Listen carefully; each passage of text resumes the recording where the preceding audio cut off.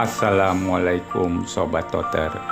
Pada edisi ke-10 ini dikisahkan ilmuwan brilian abad pertengahan, Galileo. Dia adalah seorang filsuf alam, astronom, ahli matematika, dan disebut juga sebagai Bapak Ilmu Pengetahuan.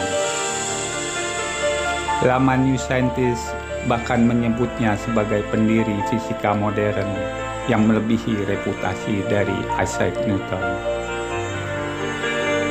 Fisikawan Bacon, Stephen Hawking pun menyebut Galileo sebagai penyumbang besar bagi dunia sains modern. Berbagai hasil temuan ilmiah Galileo rupanya membuat Gereja Vatikan terusik dan dia diadili sebanyak 2 kali. Pada akhirnya, dia dihukum hingga mati di penjara dan sebagian besar hasil karyanya dianggap bid'ah atau sesat. Siapa Galileo itu? Apa yang dihasilkannya sebagai ilmuwan? Kenapa Gereja Vatikan harus menghukumnya?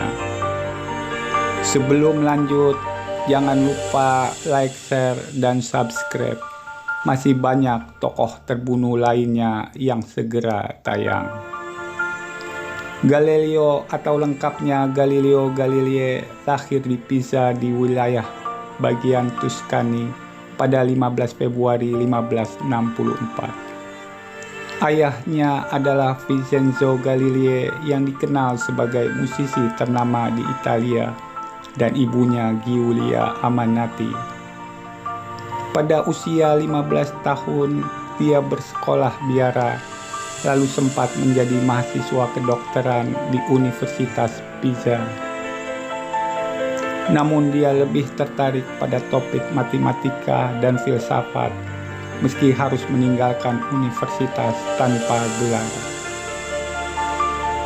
Sobat Toter, selepas kuliah, Galileo membuat sejumlah eksperimen ilmiah gabungan antara matematika dan fisika.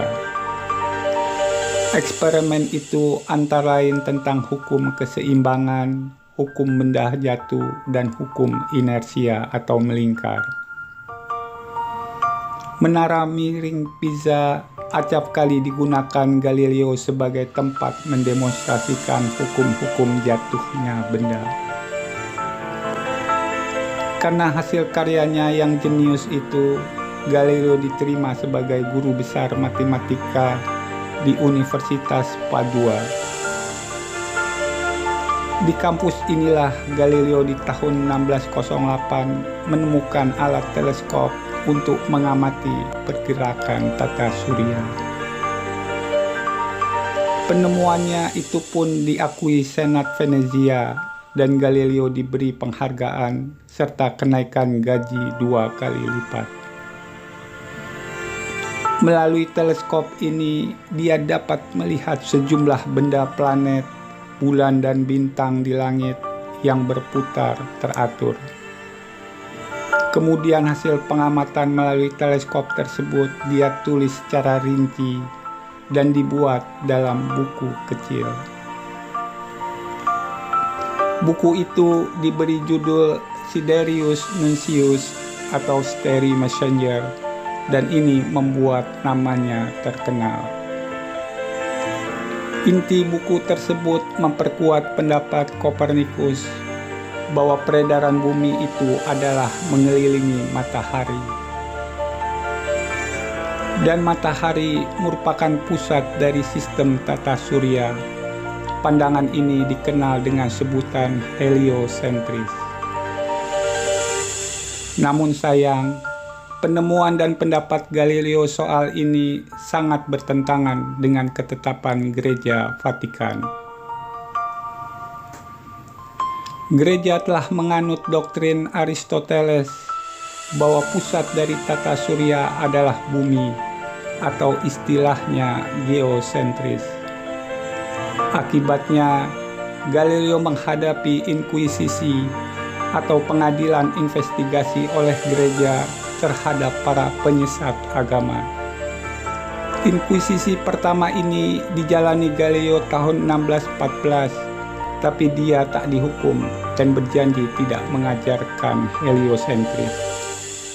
Di tahun 1632, dia menerbitkan buku dialog tentang dua sistem utama dunia, dan gereja mempermasalahkannya. Kembali, Galileo menghadapi inkuisisi kedua di kota Roma, karena buku tersebut berisi tentang ajaran heliosentris. Pada inkuisisi kali ini, akhirnya Galileo bersedia mengaku bersalah, dan gereja menjatuhi hukuman pada Juni 1633. Sejumlah buku yang ditulis oleh Galileo juga dilarang, dipublikasikan, dan diedarkan karena dianggap sesat. Sobat Toter, soal penghukuman Gereja Vatikan terhadap ahli astronomi ini terdapat dua versi yang berbeda.